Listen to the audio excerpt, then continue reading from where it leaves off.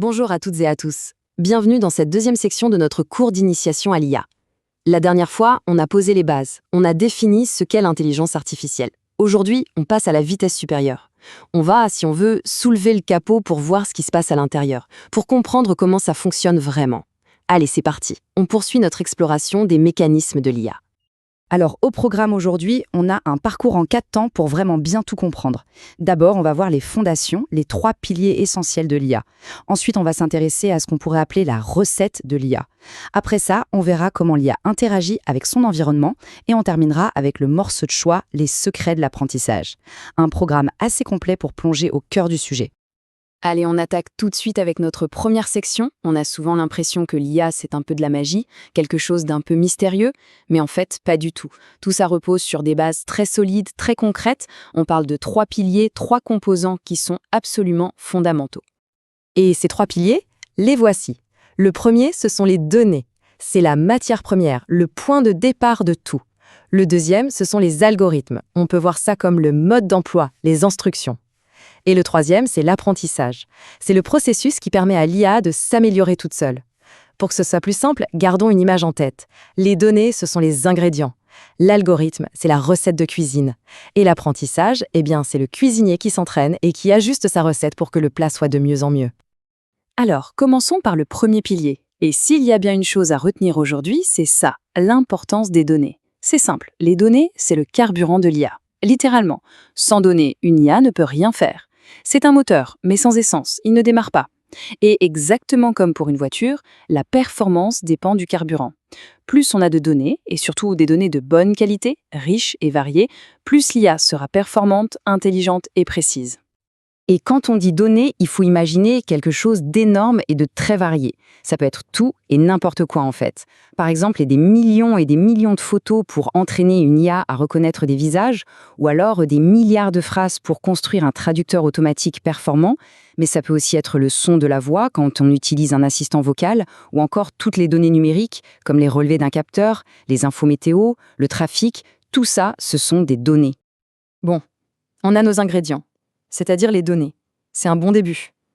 Mais bon, avec juste des ingrédients sur la table, on n'a pas encore de plat. Il manque l'étape suivante, la recette. Il faut bien une méthode pour transformer tout ça en quelque chose de concret, d'utile. Et ça, c'est exactement le rôle de notre deuxième pilier, les algorithmes. Alors, un algorithme, qu'est-ce que c'est, au fond?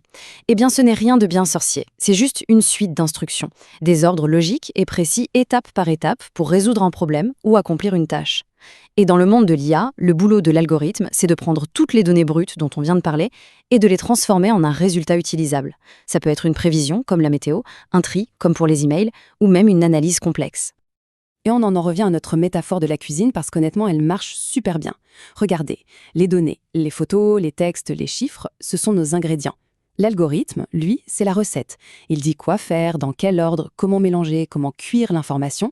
Et à la fin, le résultat de l'IA, que ce soit la reconnaissance d'une image ou une recommandation de film, c'est notre plat final, servi et prêt à être dégusté.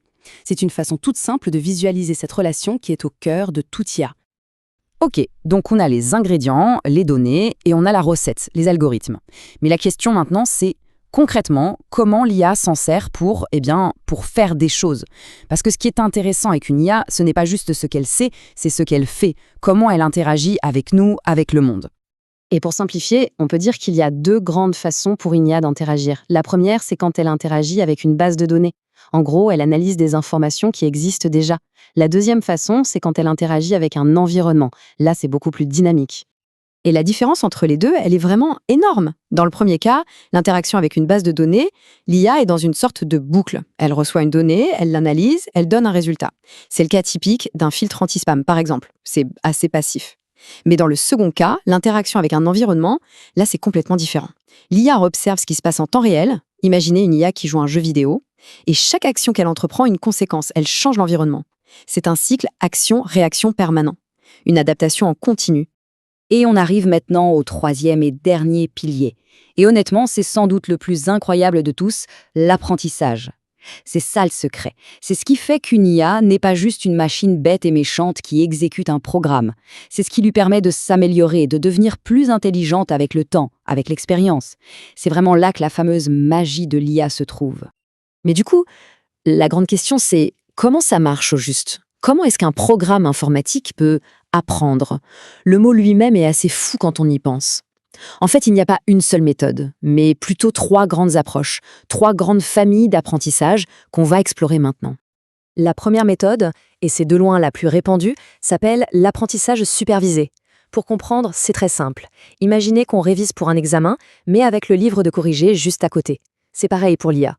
On lui donne des tonnes d'exemples, et pour chaque exemple, on lui donne la bonne réponse. On lui montre des milliers de photos en lui disant à chaque fois « ça c'est un chat » et d'autres en disant « ça ce n'est pas un chat ». À force, elle finit par comprendre les règles toute seule et peut reconnaître un chat sur une nouvelle photo. Et cet apprentissage supervisé, il faut bien voir qu'il est absolument partout autour de nous, tous les jours. Par exemple, l'évaluation du risque pour un crédit bancaire, la reconnaissance faciale sur un téléphone, l'analyse prédictive pour savoir quand une machine va tomber en panne, ou encore la détection de fraude sur une carte bancaire. Derrière tout ça, il y a de l'apprentissage supervisé.